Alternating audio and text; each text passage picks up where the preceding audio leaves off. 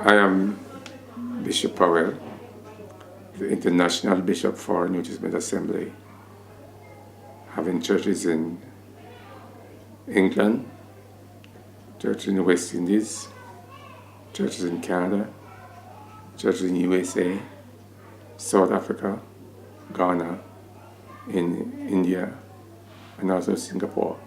I came here in '61 from the West Indies, and I came as an ordained minister. I was pastoring a church out there, having my own business and things like that.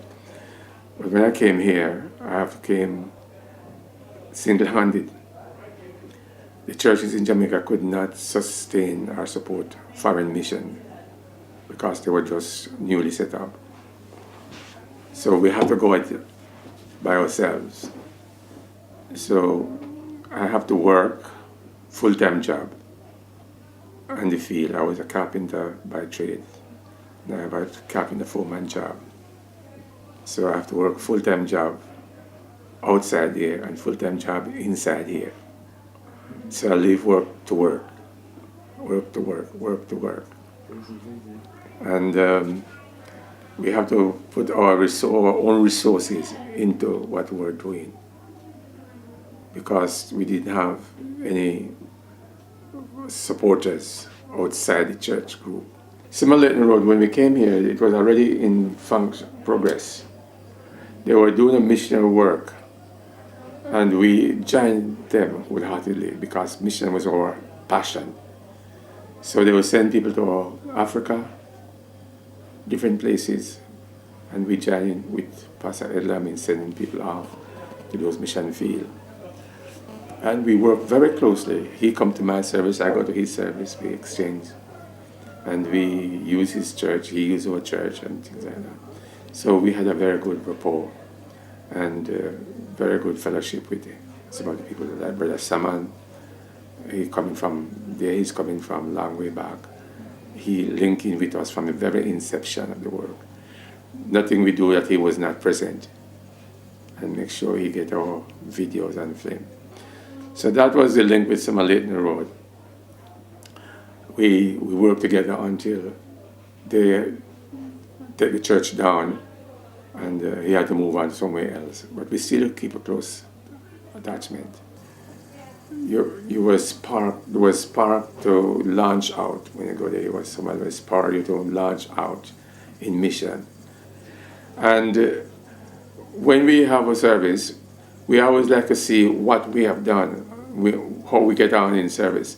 And if anything special, especially anything special, our big meetings, someone is always there to make sure he's going to film us.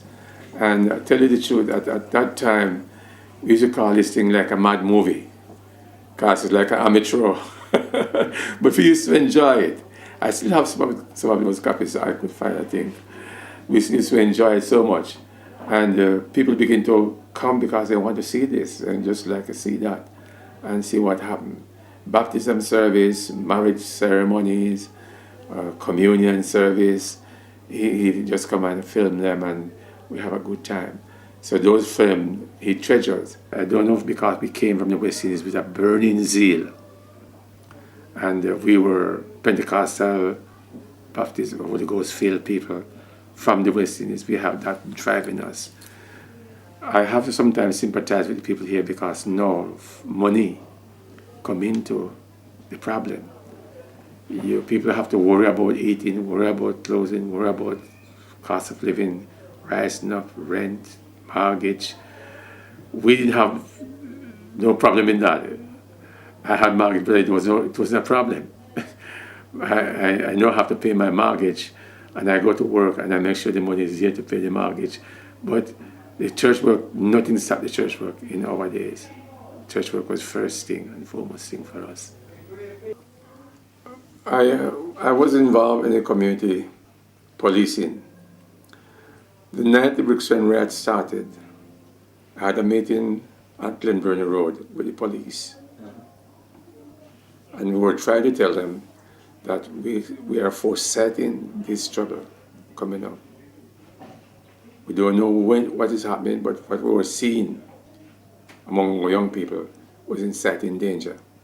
And it coming out of the segregation system. They were segregated against blacks. And I have inspector, corporal, big meeting. We talked through it night and I remember I said this to the corporal before. I said, I'm not sure when it's going to break out, but it's going to break out soon. It's going to start very, very soon. And by the time I get home and turn on television, there was it.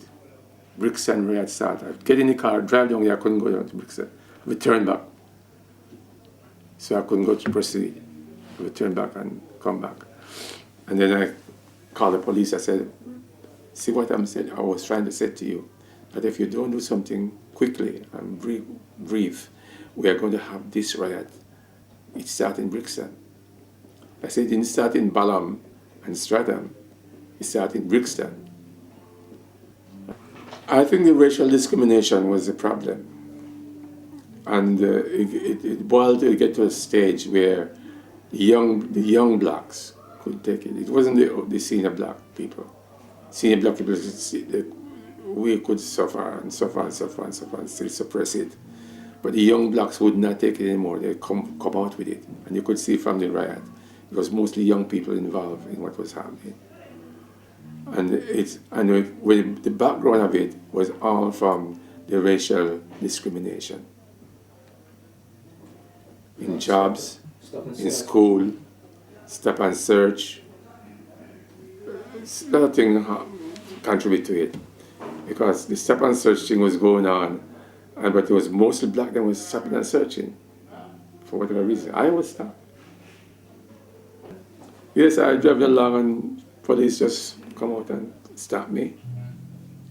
And they said, sir, we are doing a stop and search program. So I said, what are you searching for? He said, can't tell me.